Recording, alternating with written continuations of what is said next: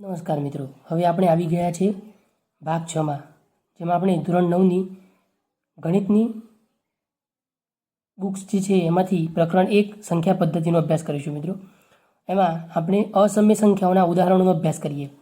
તો મિત્રો, અસમ્ય સંખ્યાઓનો ઉદાહરણોમાં આપણે જોઈએ કે √2 જે છે તેને સંખ્યા રેખા પર કઈ રીતે દર્શાવી શકાય. તો મિત્રો, આપણે કઈ રીતે દર્શાવીશું તો જોઈએ. તો 0, આ જો આપણે સંખ્યા રેખા દોરેલી છે, તો 0 થી 1 સુધી મિત્રો 1 એકમ થાય. તો આ એક્સ અક્ષની ડાયરેક્શનમાં અથવા એક્સ અક્ષની દિશામાં 1 એકમ આપણે માપ લીધું. હવે 1 થી વાય અક્ષની દિશામાં 1 એકમ માપ લઈએ. તો મિત્રો, અહીંયા જે એક્સ અક્ષની દિશામાં જેટલું માપ લીધું છે એટલું જ માપ અહીંયા લો. આ પણ 1 એકમ છે. તો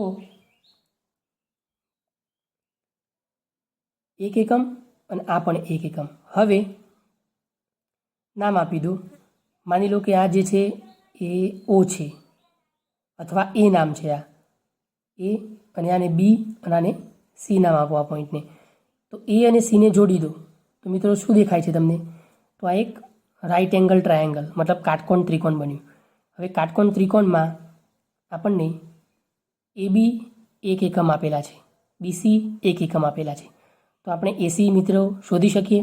હવે એસી કઈ રીતે શોધીશું? તો આપણે જાણીએ છીએ મિત્રો કે આપણે પાયથાગોરસના નિયમથી એસી શોધી શકીએ. જેમ કે જુઓ, એસીનો વર્ગ બરાબર બીજી બે બાજુઓના વર્ગનો સરવાળો. તો એબીનો વર્ગ વત્તા બીસીનો વર્ગ. તો આપણને એસી મળી જશે. તો જો એસી કેટલા મળે છે જોઈએ. એસીનો વર્ગ એબી કેટલા હતા? 1, અને એનો વર્ગ એટલે 1નો વર્ગ. બીસી કેટલા હતા? 1, અને એનો વર્ગ. હવે 1નો વર્ગ 1 જ થાય, 1નો વર્ગ 1 જ થાય. હવે અહીંયા આપેલા છે એસીનો વર્ગ. તો 1 વત્તા 1 કેટલા થાય મિત્રો? 2. હવે એસીનો વર્ગ અહીંયા આપેલો છે. હવે બંને બાજુ આપણે વર્ગમૂળ કરીએ. અહીંયા વર્ગમૂળ કરીએ. ગણિતમાં નિયમ હોય એવો કે એક બાજુ વર્તુળ કરીએ બરાબરની બાજુ, તો બીજી બાજુ આપણે કરવું પડે. તો બંને બાજુ વર્ગમૂળ કરતાં આ વર્ગમૂળ અને આ એસીનો વર્ગ એટલે 2 ઉડી જાય. તો અહીંયા શું વધ્યું? એસી. અને અહીંયા શું વધ્યું મિત્રો? √2. તો એસી બરાબર કેટલા મળ્યા આપણને? એસી બરાબર અહીંયા √2 મળશે. હવે સંખ્યા રેખા પર √2 ને દર્શાવવાના છે મિત્રો. તો સંખ્યા રેખા પર કેવી રીતે દર્શાવીશું? તો આ √2નું માપ છે, તો પરિકરણનો ઉપયોગ કરીને ઓસી ઓને અથવા ઓને અહીંયા એ નામ આપેલું છે આપણે. તો એને કેન્દ્રમાં રાખીને ઓસી ત્રિજ્યા લઈને ચાપ લઈ લો આ રીતે. તો આપણને આમ ચાપ મળી જશે મિત્રો. તો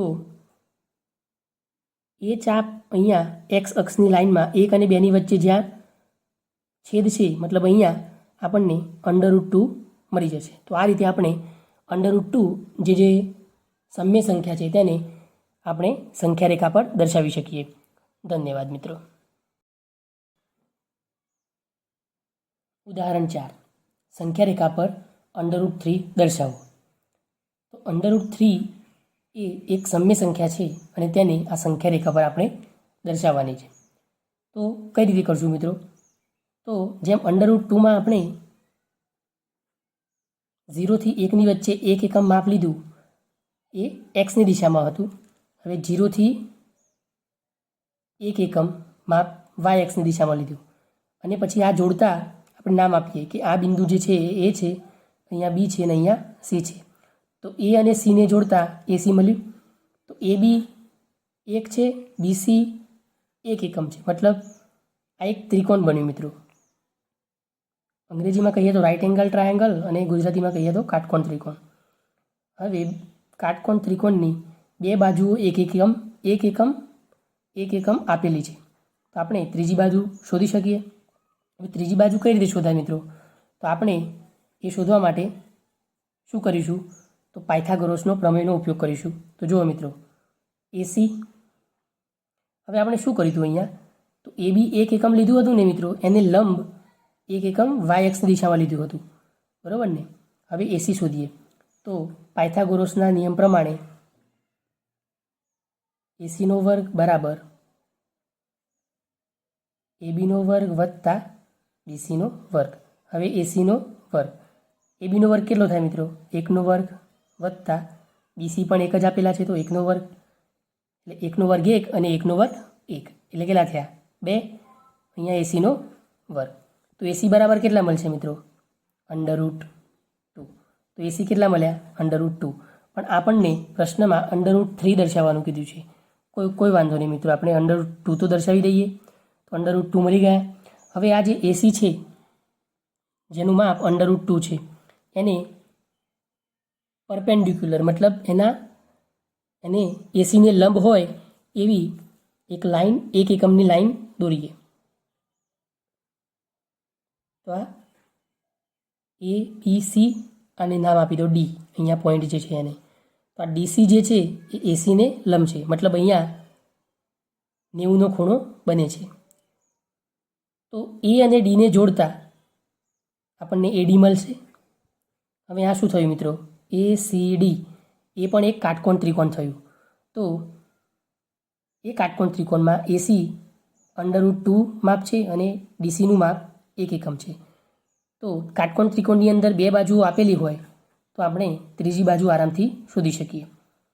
તો પાયથાગોરસનો પ્રમેયનો ઉપયોગ કરીએ તો જુઓ, ત્રિકોણ એ સી અને ડી માટે, ત્રિકોણ એ સી ડી માટે તેમાં પાયથાગોરસ પ્રમેયનો ઉપયોગ કરીએ તો એડી સ્ક્વેર બરાબર એડીનો સ્ક્વેર કોના બરાબર થાય મિત્રો? તો એની એસીનો વર્ગ અને ડીસીનો વર્ગ. તો એસીનો વર્ગ પ્લસ ડીસીનો વર્ગ. એડી કેટલા છે શોધવાના છે મિત્રો. એસી કેટલા છે?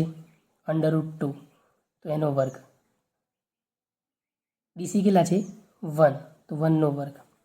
તો √2નો વર્ગ કેટલો થાય મિત્રો? તો આપણને ખબર છે √2 અને એનો વર્ગ, એનો મતલબ એમ થયો કે √2નો વર્ગ એટલે √2 ગુણાકારમાં 2 વખત છે. તો √2 ગુણ્યા √2 કેટલો જવાબ મળે? 2. તો અહીંયા આપણને કેટલા મળ્યા? 2 પ્લસ 1નો વર્ગ 1. હવે એડીનો વર્ગ, તો 2 ને 1 3, અહીંયા એડીનો વર્ગ. તો એડી બરાબર કેટલા મળશે મિત્રો? બંને બાજુ અંડરરૂટ કરતા અંડરરૂટ અને આ સ્ક્વેર ઉડી જશે તો એડી બરાબર √3 મળશે મિત્રો. તો √3 મળ્યા આપણને. તો આ એડી માપ કેટલું થયું મિત્રો? √3. હવે આપણે શું કરીએ મિત્રો? તો આ એ બિંદુ છે એને કેન્દ્ર લઈ એડી ત્રિજ્યા રાખીને આમ ચાપ મારીએ. તો આમ ચાપ મારશું મિત્રો તો એ આપણને 1 અને 2ની વચ્ચે √3નું નિરૂપણ થઈ જશે. તો આમ √3 જે અસમ્ય સંખ્યા છે એને આપણે સંખ્યા રેખા પર નિરૂપણ કરી શકીએ. ધન્યવાદ.